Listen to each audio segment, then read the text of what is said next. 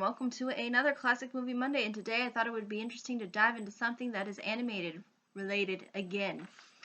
As you can see by the title and thumbnail, we are going to be discussing Shreks 1 and 2. Now, I know what you all are thinking. Some of you might be thinking that Shrek 1 and 2 are maybe a little bit overrated for what they are, but regardless of whether or not you think something is overrated or not, there is certain amount of influence, I think, that came from the first and second Shrek movie for DreamWorks. And I think that's just something that you just cannot deny, no matter how hard you try. And I think the interesting thing about Shrek is it took a very interesting approach in showcasing the fairy tale. And I kind of like how it was kind of poking fun at corporate Disney a little bit too, which is also something that you don't really see within animation. You don't see the underdogs kind of making fun of their like multi-billion-dollar worth competitors. So it's fun and it's entertaining to watch. And I think that's probably what people don't really realize when it comes to Shrek. They think, oh, it's just the pop culture, a reference to Disney movies warped into some kind of story. And although it has those elements within it, I think the way in which it overall executes itself works really well.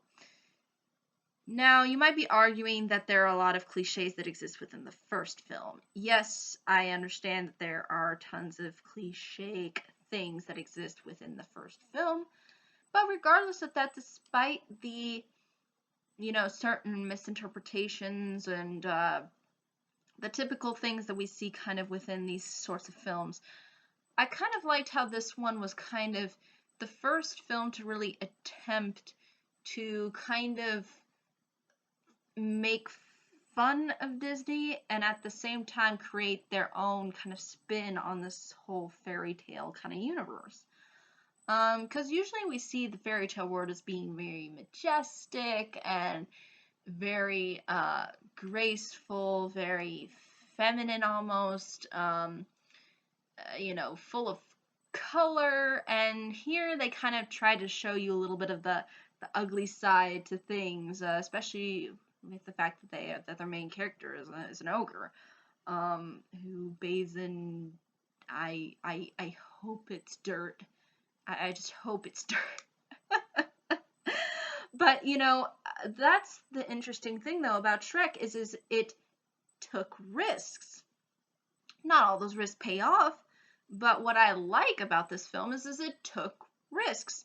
And films like that I think should be recognized for their attempts at making and taking risks. Because this could have backfired in their faces really hard had they not tried to at least execute a cohesive story out of something like this, at least for what they were doing with this film, with these two films. I'm not going to talk about the third and the fourth because those are complete. Those feel like that that was the point where the franchise, where you felt like that they were just cash grabbing people. The first two films, though, are the ones that people remember and that have stood the test of time as far as animation is concerned. And the interesting thing is the first Shrek was actually the first film to win the first ever animated Academy Award, or for Best Animated Film, because they never had a category for an animated film. It would just be whoever was best film would win. And although I do find it fascinating and great that Beauty and the Beast was able to be nominated for Best Picture, I find it equally more fascinating that the first ever Academy Award to be given to the Best Animated Film was from DreamWorks and not Disney. And so really what I think people need to realize is even if you do not like the Shrek movies, they've had an influence and they've had an impact as far as DreamWorks kind of picking itself off the ground. Because largely a lot of DreamWorks films have been kind of overlooked over the years. They've been they at least not until they kind of hit Shrek. It was almost like their other films did all right, but again, they kind of got a little bit of put under the radar. Their first film I think ever was Ants, and that kind of slipped under people's radar. I think only because Disney's Pixar was making a similar movie about ants.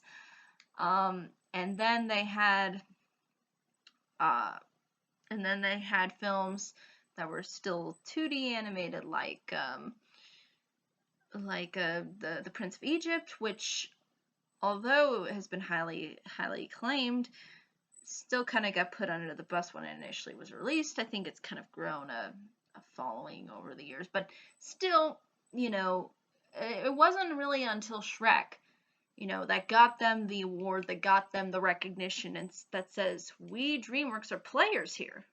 We can win, the big awards, and we can get the recognition.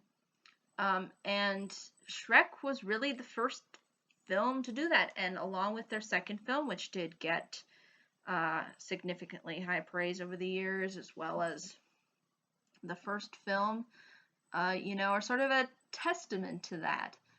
And I'm not going to try to compare Toy Story to something like Shrek, because that's comparing apples to oranges, really. And is probably Toy Story a little bit more insightful than something like Shrek? Well, yes, obviously, yeah. But I think regardless, it just shows you the different kinds of style that Disney and DreamWorks have. DreamWorks are very raunchy in their humor, and they're more they don't try to play things safe, and they're not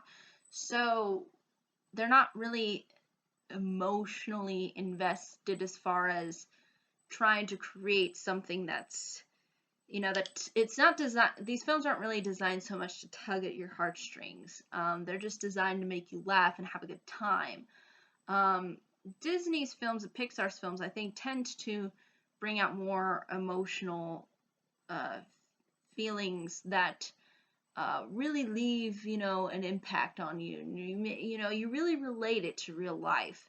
But with DreamWorks films, it's largely, you just go in to have a good time and you have fun with it and you enjoy the kinds of satire and weird and bizarre things that they can come up with, because they base their animation, I think, largely more based around, creativity and taking the kinds of risks. I think Shrek was probably the riskiest one that DreamWorks took. Because since then, they've pretty much cruised throughout the rest of their existence so far. They haven't really tried to, they didn't try to push the boundaries all too much anymore. Only because really Shrek was the film to boost them up, and their second film, the second sequel, boosted them even further. And again, I think there's a lot of people who do actually relate to these Shrek films, because they like the idea of another animation company kind of poking fun at its rival, and kind of saying some subtle things that the people that they're trying to market to probably wouldn't understand, but their parents might understand. So I think that's something that's interesting and great. As far as the first film is concerned, all you need to going into it, have you not seen it, is that basically it's about an ogre named Shrek who is sent on a quest by the Lord Farquaad to, and that's his name, Lord Farquaad. I always found that so it just sounds like something that would come out of a frog, like Farquaad. But basically, Shrek is on a mission to basically rescue this princess named Fiona. Donkey comes along with him.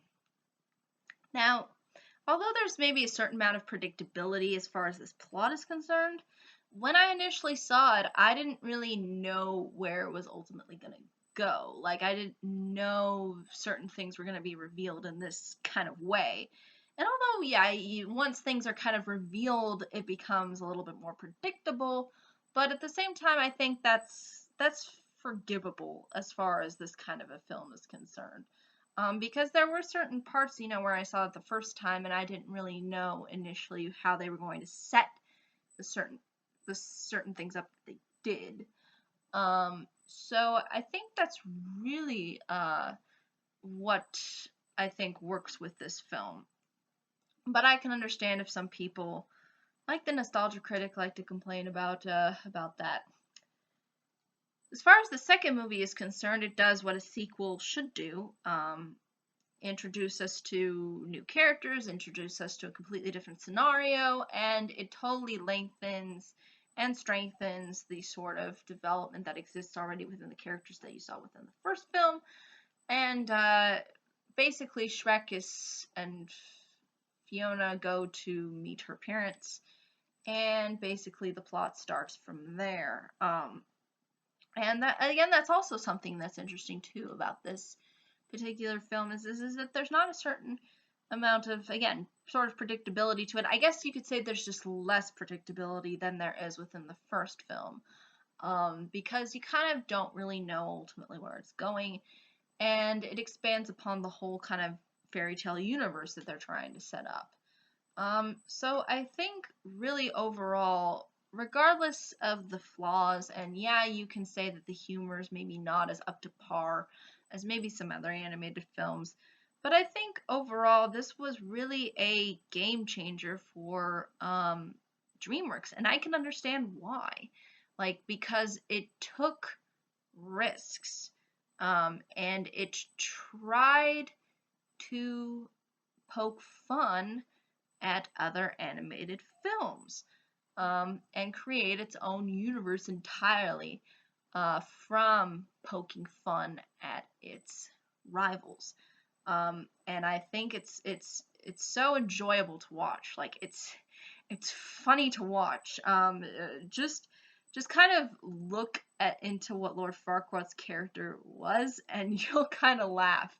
Because and you'll see how everything, the castle looks kind of corporate and lifeless, and these little these nods that aren't so direct are just brilliant. Like, I just love those little hidden details that are smart. They actually kind of make sense, as to why a character acts a certain way, and why they try to set up the ogre as the main person. And there's some interesting morals too that come out of Shrek, and I think they're very insightful, and they work to the film's advantage, I think, overall. Yeah, I think that's really ultimately all I can really say about these two films without really giving too much away. I mean, regardless of whether or not you dislike or enjoy these films, I think they did change things for DreamWorks, and I think it was because they took this level of risk. Um, and I don't think they've ever done something as uh, as out there as Shrek. It seems like all the rest of their movies, they kind of played it safe since then. Um, so yeah, I think that's really ultimately all I can say. But again, if there are any questions, comments, concerns, I'd be more than happy to answer them. Thank you so much for watching. I hope you all have a pleasant day, week, month, and year. And I hope to see you on the next video. Take care. Bye-bye.